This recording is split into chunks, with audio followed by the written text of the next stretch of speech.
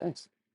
Dale, thanks for joining me on the Carbon Exposure Project. It's a pleasure to see you again, and thanks for coming. Hey, thanks so much, Rene. It's wonderful to be here. Yeah.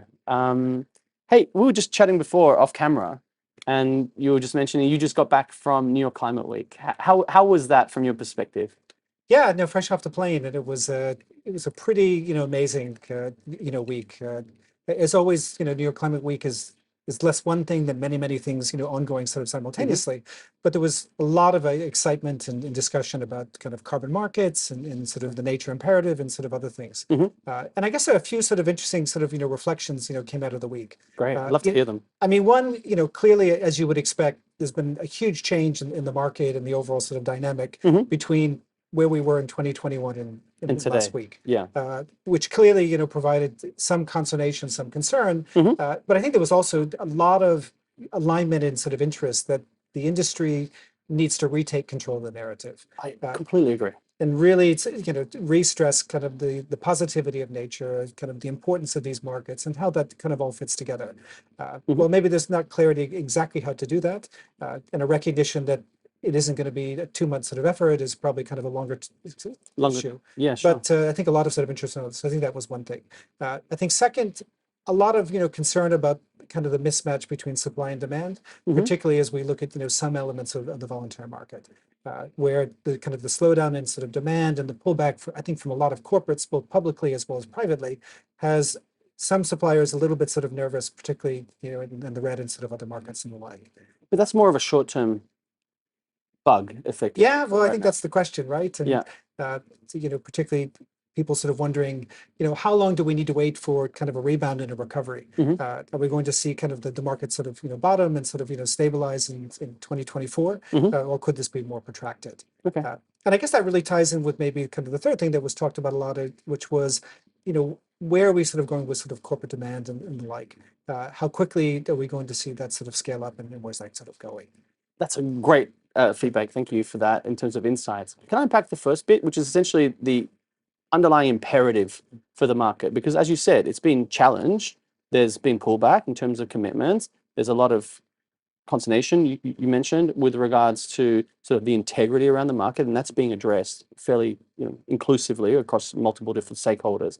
But let's talk about, if you don't mind, the imperative for the voluntary carbon market itself as a foundational element. Do you mind? Sure. No, I think it's always really great to go back to first principles, right?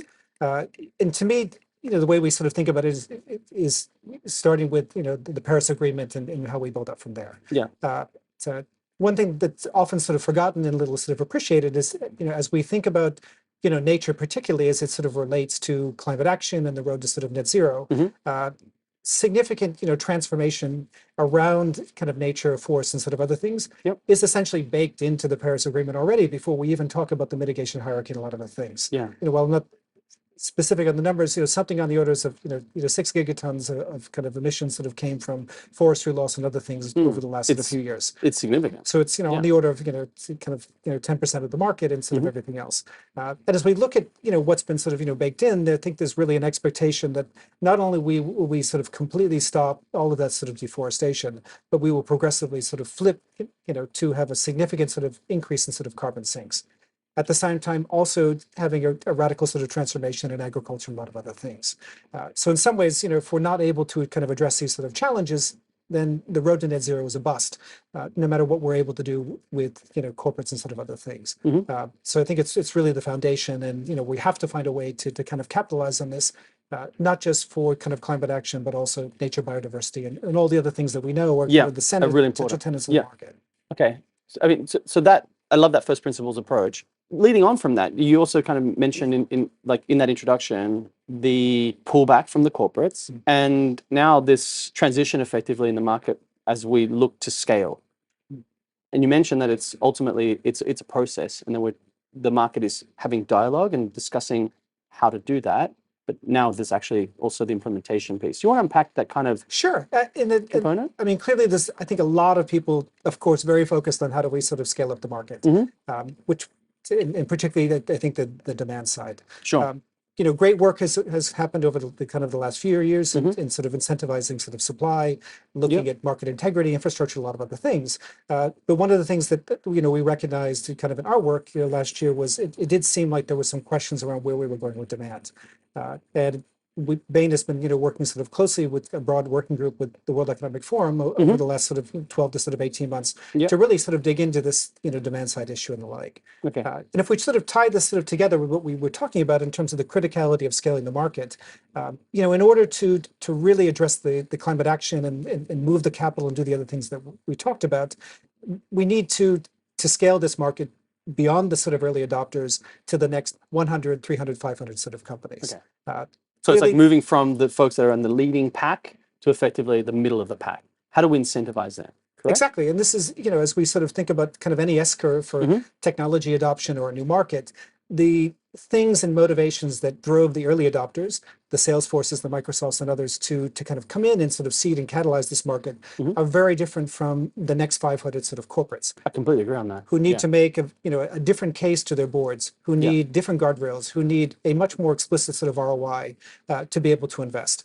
And they also have different essentially balance sheets in terms of strength at the capital level, but then also in terms of the liability side of things from the carbon perspective on that balance sheet, right? Because you identified folks in the tech space, relatively pretty strong like dollar balance sheets and relatively low carbon footprints. Wouldn't you agree? And then ultimately you're looking towards encouraging the participation of folks in the middle of the pack that may be the inverse of that, may have really emissions intensive businesses. Let's think industrials, let's think the steel companies, all these folks in shipping, aviation, etc., relative to their financial strength. So it's a different sort of calculation, right? Yeah, right? So I think in terms of justification to the board. A different imperative, very different sort of check to sign. Yes. And I think also different risk appetite, right? Different risk appetite. Far less willing to kind of seed direct air capture and scale that up from the start. Sure. Or sort of other sort of technologies and the like. And particularly as we think about these heavy emitters, we're talking real tickets, right? It's for them to sort of come into the market at sort of scale. We're not talking $1-2 million. We're talking tens of millions. Tens or hundreds. Yeah. And just I think from my own reflection, working with a lot of corporates and a lot of boards sort of over the years, as much as we personally within the market, believe in these narratives around nature and the community and the impacts we're seeking to drive, they want much more sort of hard-nosed sort of decisions around where do we invest, how do we invest, what is the risks, are we going to be sort of called out and sued if things don't go the right way? Yeah. And really, and these are material risks. Exactly. For a lot of boards, especially because they have fiduciary obligations here, right? And so how does a corporate navigate through this kind of murky waters at the moment? Well, I think that's really kind of the inflection point we're at in the market, right? Yeah. How do we sort of begin to sort of retake sort of control? How do we begin to more readily sort of integrate how carbon kind of credits and offsets and other sort of climate action that is above and sort of beyond the mitigation that we do within our value chain fit into our net zero pathway, particularly the transition period as we think about, today to sort of 2030 and sort of 2035, where, the ambiguity around this has been, I think, a real deterrent to being able to sort of scale up that market.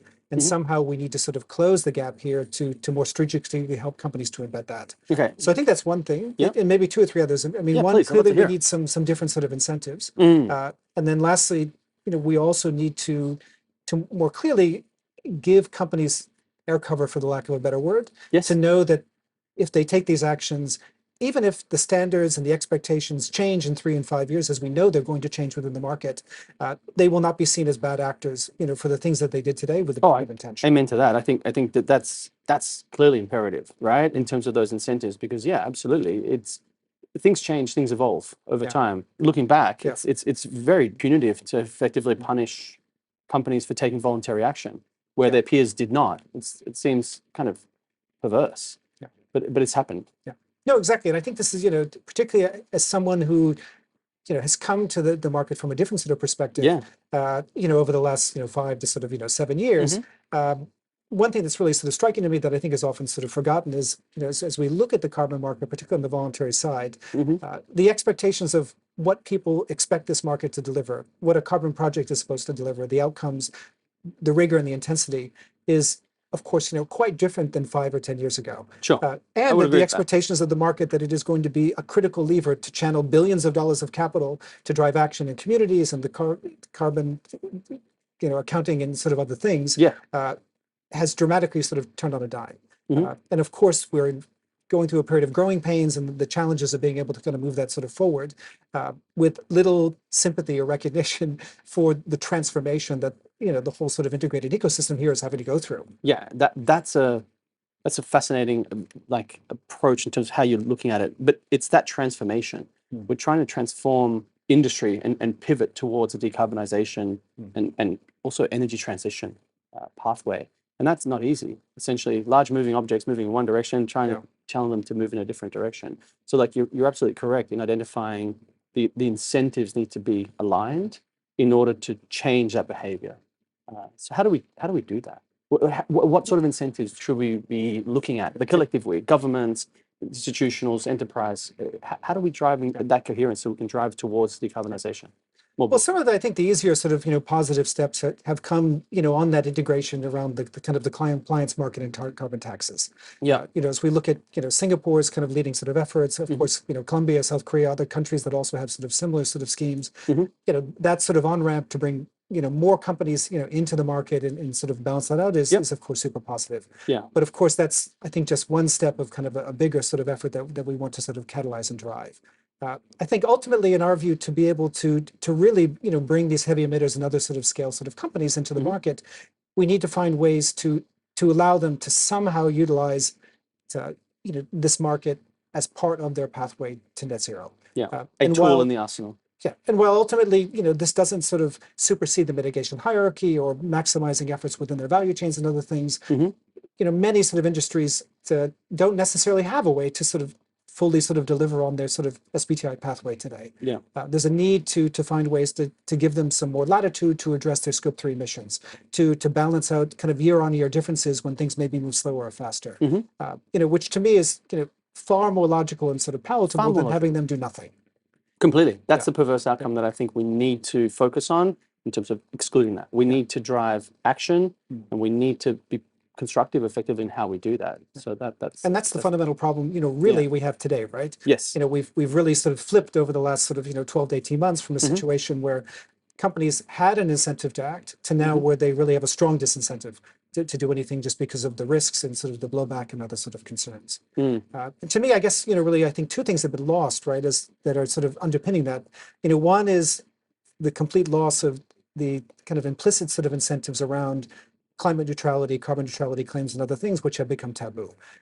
Not to say that there weren't problems with that and sort of everything else, but companies need, some kind of a tag that says they are a good climate actor or doing things for the environment to get them to do more and do faster. Exactly. And then second, relates to the expectation that SBTI was going to sort of, I think, open these up more explicitly, which of course hasn't happened. So I think the double whammy of those two things has really sort of, as well as kind of the broader sort of narrative, the press has effectively has really sort of led people to pull back. Yeah. And that of course is, driven, some of the high level sort of departures we've seen with, Delta, Nestle and sort of others who have moved their investments other places, which is, I think, a real loss for nature, a loss for sort of society and the kind of action we want to drive. I would agree. Let's take a pause. That's a lot to unpack. Cheers.